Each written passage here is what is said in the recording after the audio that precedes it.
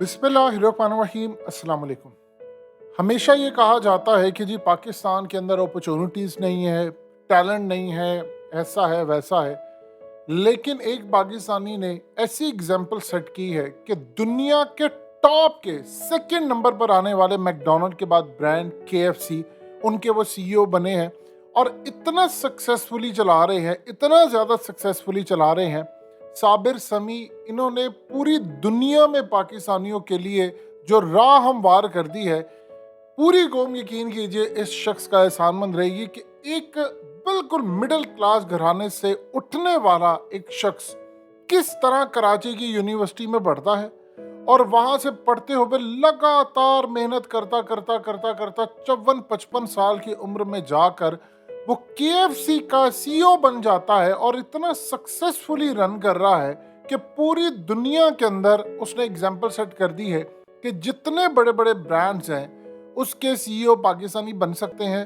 और इस वक्त केएफसी के बिजनेस को जिस तरह वो इन्हांस कर रहे हैं, न्यू प्रोडक्ट्स और न्यू इन्वेंशन, और किन किन मराहिल से गुजर कर इस शख्स ने पाकिस्तान को तो रिप्रेजेंट किया, लेकिन एक एग्जाम्पल सेट कर दी है कि शायद पाकिस्तान के अंदर इस टैलेंट की कदर नहीं होती जितना टैलेंट और पूरी दुनिया में लोग कदर करते हैं।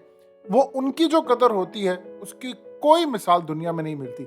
कैसे एक पाकिस्तानी, एक आम मिडिल क्लास घराने का शख्स उठता है जो शायद कभी केएफसी जाकर खाना खाने के लिए शायद उसके पास पैसे ना हो कि वो इतना ज़्यादा खा सके, आज वो केएफसी का हेड बन चुका है, यानी सीईओ बन चुका है। ये स्टोरी क्या है इसको ज़रा आप समझ लें। देखिए, साबिर समी इंतहाई हम्बल बैकग्राउंड से ताल्लुक़ रखते हैं। आप उनसे मुलाकात करें तो आपको लगेगा ही नहीं यार, पूरी दुनिया के अंदर 23,000 के करीब जितनी आउटलेट्स हैं ये बंदा अकेला उसको मैनेज कर रहा है। साबिर समी ने कराची की यूनिवर्सिटी से एमबीए किया और उन्होंने सीखा कि किस तरह वो बिजनेस को इन्हांस कर सकते हैं, और इसी तरह आहिस्ता आहिस्ता वो तरक्की करते करते केएफसी एशिया के मैनेजिंग डायरेक्टर बने और KFC division chief operating officer बन गए। यानी एक टाइम के ऊपर वो 2 अपॉर्चुनिटीज पर काम कर रहे थे और उसके बाद उनके नीचे थाईलैंड, इंडिया, एशिया, खासतौर पर सेंट्रल और ग्रेटर एशिया, ये असल में उनको जिम्मेदारियां दी गई। और जो रिमार्केबल उन्होंने रिजल्ट्स प्रोड्यूस किए, यानी आप सोच लें ऐसे रिजल्ट्स प्रोड्यूस किए उन्होंने कि उसके बाद उनको पाकिस्तान, तुर्की की मार्केट्स, और उसके बाद ये होते होते जो उन्होंने स्टैब्लिश किया बिजनेस उन्होंने आगे बढ़ाया। ये असल में जो यम ब्रांड है, ये पेरेंट कंपनी है जिसके अंडर केएफसी आती है, उसको इन्होंने 2009 के अंदर इन्होंने ज्वाइन किया। फिर उसके बाद वो जनरल मैनेजर के तौर पर यम के रहे, फिर कनाडा में वो चले गए और वहाँ पर जो उन्होंने प्रीवियसली काम किया करते करते करते वो इतनी तरक्की कर गई, कोको कोला कंपनी, फिर उसके अलावा दीगर ब्रांड्स के साथ उन्होंने काम किया और उन्होंने इतनी तरक्की की। हमारे यहाँ पर हमेशा ये कहा जाता है कि यार शॉर्टकट्स देखो, फलाना करो, ये करो। उन्होंने केएफसी को देखा कि उसका एक तो क्वालिटी मेंटेन कैसे करनी है, न्यू प्रोडक्ट्स कैसे लेकर आनी है, सेल्स कैसे इंप्रूव करनी है। आप ये देखें, सालाना तकरीबन 28 अरब डॉलर इसका रेवेन्यू है। एक पाकिस्तानी 28 अरब डॉलर्स के रेवेन्यू वाली कंपनी में काम करता है। एक एवरेज के तौर पर तकरीबन 3 लाख रुपया सैलरी होती है डॉलर्स में सालाना किसी भी सीईओ की, या समटाइम बढ़ भी सकती है। बाकी बेनिफिट्स और ये तमाम चीज़ें अलग हैं।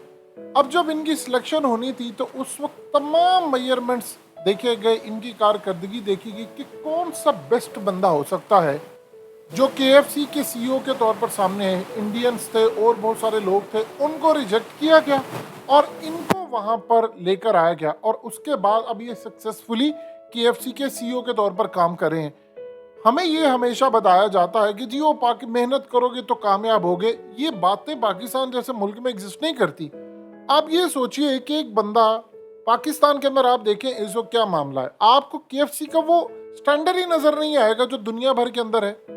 मैकडोनल्ड के बाद अगर केएफसी आता है, जिस बंदे ने उसको लॉन्च किया, दुनिया भर के अंदर अरबों डॉलर्स की कंपनी है ये, जो रेवेन्यू जनरेट करके देती है। जो स्टेक्स लगे हुए हैं उसकी जिम्मेदारी उन्होंने एक पाकिस्तानी को क्यों दी?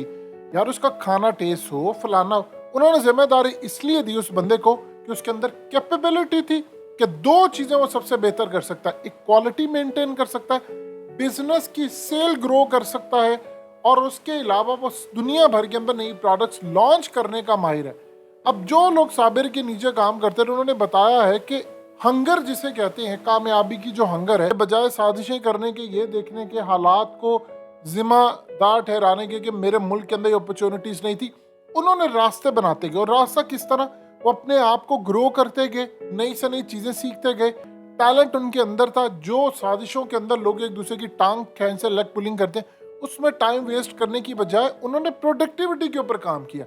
उन्होंने पहले रीजनल सतह के ऊपर कंपनी की सेल को इम्प्रूव किया, बढ़ाया। फिर उसके बाद उनको दुनिया भर के बड़े काबिल तरीन जो लोग थे, चाहे वो इंडियंस थे, चाहे वो अरब ममालिक के थे, यूएस के थे, दुनिया भर के बड़े बड़े ममालिक से आए हुए लोगों को उन्होंने बाईपास किया और फिर जाकर उनको ये कुर्सी मिली। अब उसके बाद हो क्या रहा है? अब जब केएफसी के अंदर इनोवेशंस आ रही हैं, यानी हर तरह की नई चीजें खाने में, वैरायटी में, तो दुनिया भर के अंदर अब एक चीज आई है कि यार एक पाकिस्तानी बैठा था, उसने ये काम किया है। अगली दफा अगर हमारे पास कोई दरखास्त आएगी या कैंडिडेट्स होंगे तो हम पाकिस्तानी को चूज कर सकते हैं। ये टैलेंटेड लोग हैं। हर जगह पे अगर इंडियंस बैठे हुए हैं तो उसके बाद पाकिस्तानी भी काम कर सकते हैं। अब आज आप देख लें कि केएफसी का जो मयार है वो डे बाय डे बढ़ता जा रहा है। और जब से साबिर आए हैं उन्होंने काम यही किया है, न्यू प्रोडक्ट्स के ऊपर वो काम कर रहे हैं और बेहतरीन क्वालिटी के ऊपर काम कर रहे हैं। और यही उनकी असल में एक्सपर्टीज थी कि वो क्वालिटी को मेंटेन करते हैं, न्यू प्रोडक्ट्स लॉन्च करते हैं। उनकी देखा देखी अब दुनिया भर के लोग देख रहे हैं कि यार नहीं, पाकिस्तानी मैनेज कर सकते हैं आकर। जिंदगी में एक बात आप अच्छी तरह याद रख लीजिएगा, अगर तो आप ये सोच रहे हैं कि अपॉर्चुनिटीज आपको पाकिस्तान में मिलनी है तो ये नहीं, और एक अगर चीज आप ये सोच रहे हैं कि आपको शॉर्टकट मिल जाएगा कि जी आज आप फेमस हो जाएं, आप ये देखिए कि पाकिस्तानी मीडिया और पाकिस्तान के लोग जानते ही नहीं है कि केएफसी के सीईओ इस वक्त दुनिया भर में मैनेज करने वाले पाकिस्तानी है। होना तो ये चाहिए कि उनके ऊपर बुक लिखी जाए, किताब लिखी जाए, वो बताएं आपको मैं किन किन मराहिल से गुजरा, मुश्किलात क्या थी, कैसे मैं मिडिल क्लास घराने में एक आम बंदा जो खाने वाला, जिसके पास शायद इतने पैसे ना हो कि वो हर वक्त केएफसी खा सके या आम रूटीन में जिस तरह लोग खाते हैं, वहां से वो उठकर अब उस लेवल पर पहुंच गया है कि जहां पर वो सारी चीजें उसके अंडर है। इसके पीछे कामयाबी है। उस बंदे ने अपनी जिंदगी के न जाने कितने साल लगा दिए, कहां कहां ठोकर खाई, मायूसी, अंधेरा, नाकामी, फिर जाकर उसको ये चीजें मिली। और हम लोग ये समझते हैं वाह यार उसने शॉर्टकट, उसकी किस्मत बड़ी अच्छी है। उस बंदे ने अपनी किस्मत बनाई, एक जगह, दूसरी जगह, तीसरी जगह तरक्की करता करता करता करता आज वो उस लेवल पर चला गया है कि दुनिया जब डिस्कस करती है कि साबिर कहाँ से हो आप, तो वो बताता है फखर से मैं पाकिस्तान से हूँ। पाकिस्तान में उसको अपॉर्चुनिटी नहीं मिली, लेकिन दुनिया ने उसको अपॉर्चुनिटी दी और उसने डिलीवर करके दिया। तो हमेशा एक बात याद रखिएगा कि अगर आपको अपॉर्चुनिटी एक जगह पर नहीं मिली, आप हिजरत करें। हिजरत करके आप अपना पोटेंशियल निकालें। बहुत सारे लोग जो है उनको पाकिस्तान के अंदर उनका पोटेंशियल वीक है, यानी पोटेंशियल उनका ठीक है, यूज करने की जो सलाहियत है वो वीक है, आप काम ही नहीं कर सकते।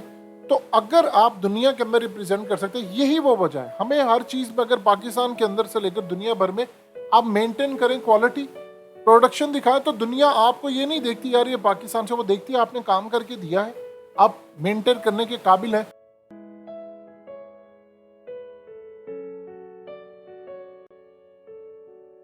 हकीकत टीवी के बैकअप चैनल हकीकत टीवी 2.0 को सब्सक्राइब करना मत भूलिए। वीडियो को लाइक करें, शेयर करें और कमेंट सेक्शन में अपनी राय का इजहार जरूर करें।